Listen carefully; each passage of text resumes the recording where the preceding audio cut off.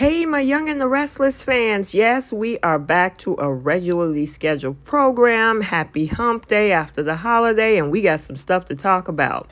First, Summer moves out. Kyle resigns from Marchetti and then run to Audra while Lily makes a decision to move into Devon's old penthouse. Welcome back to CBS Soap Dish Recap, where we recap everything CBS Soaps, both the Young and the Restless and the Bold and the Beautiful. This is your Young and the Restless recap for July 5th. And without any further ado, let's talk about what went down in this episode today. So let's start out over at Jabot, where Jack wants to talk to Kyle about how they're going to move forward with him and Summer being on the outs. Now, Kyle tells him that he believes that he and Summer can work this out and be professional at work.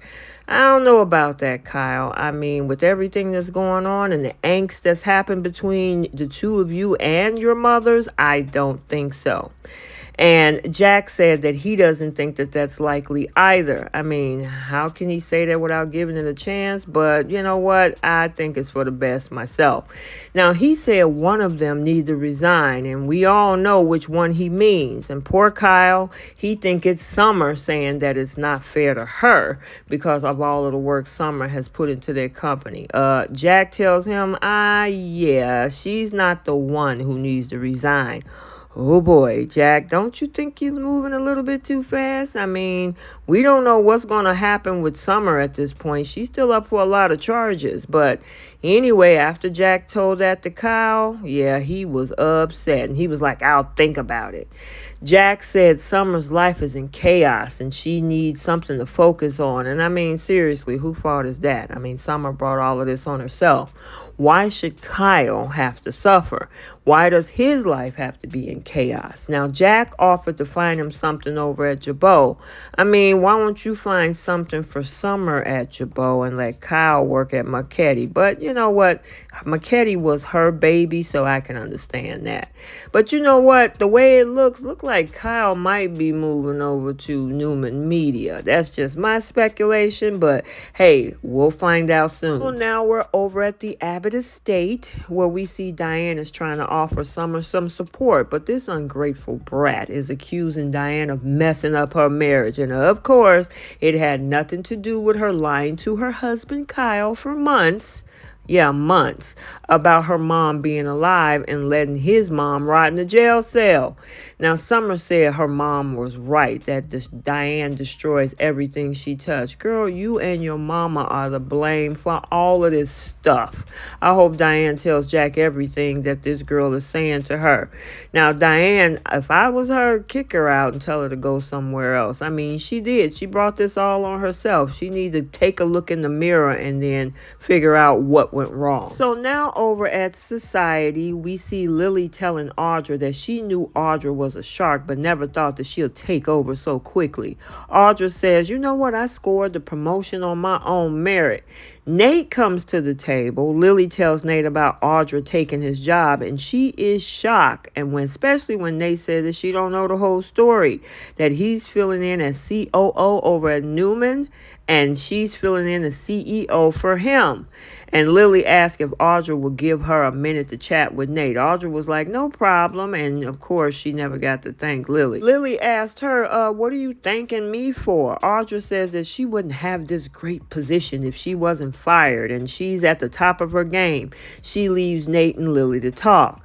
Now, Lily says that she hasn't seen Nate since the tribute to Neil and asks how's he been doing. Nate says, I've been pretty good. Lily says that, she was worried about after his breakup with Elena and asked if Audra had anything to do with it.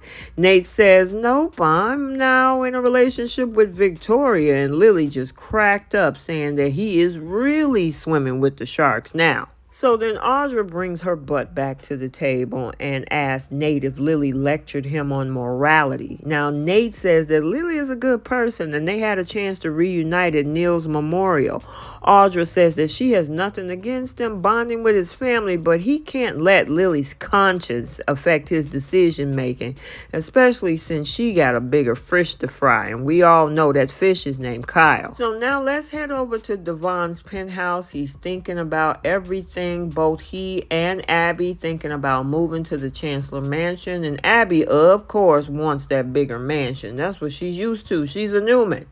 So then Lily stops by, and of course, she's excited to tell Devon about the fact that Nate is now dating Victoria. And he was like, yeah, I know about it. I know because Elena told me that Nate cheated on her. And of course, she was like, it doesn't surprise me. They then come in to talk about the whole situation with the penthouse, and we see that Devon offers his sister the penthouse to live in as they move out. We also see Abby having a conversation with Chance just to make sure that he hasn't changed his mind. And he says that he's in a good place right now. He's already moving out by the end of the week, so everything is good to go. So Abby makes it back. They think about and reminisce about moving and, leaving the penthouse. Lily has accepted, and at this point, Abby and Devon are the new live-ins over at the Chancellor Mansion. So now we're over at the Abbott estate where we see Summer reminiscing about that proposal that happened a year ago and how he could not see his life without her. Well, fast forward a year later when Kyle comes home and said that he knew that Diane and Summer had been fighting. And I'm wondering how he figured that. He saw her bags and was shocked that she was leaving so quickly. Kyle, let her go. Let her go. He told her about his father wanting him to leave Marchetti and said Jack was right. Marchetti is hers. She called for Harrison to come downstairs to say goodbye. And I got to say, that little boy done lost 2 moms, and he's not even 10 years old yet. She told him that she will always love him, but she's moving out.